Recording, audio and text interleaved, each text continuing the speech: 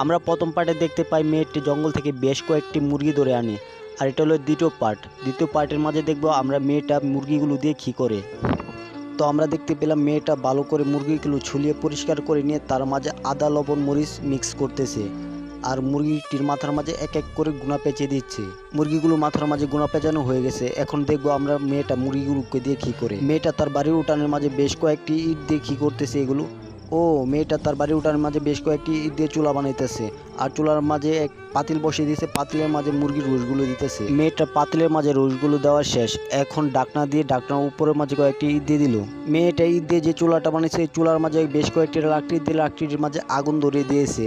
আর মেয়েটা রোস্টের পাতিলের মাঝে পানি ঢেলে দিয়েছে। তারপর আবার ডাকনাটা দিয়ে দিয়েছে। মুরগির রোস্টগুলো হয়ে যায়। সে এক এক করে সে তার ঝুড়ির মাঝে রাখতে থাকে। আমরা পার্ট 3 মাঝে দেখবো মেয়েটা মুরগির রোস্টগুলো কী করে। তার জন্য ভিডিওটার মাঝে লাইক আর চ্যানেলটা সাবস্ক্রাইব করে পার্ট 3 লিখে যান কমেন্ট বক্সে।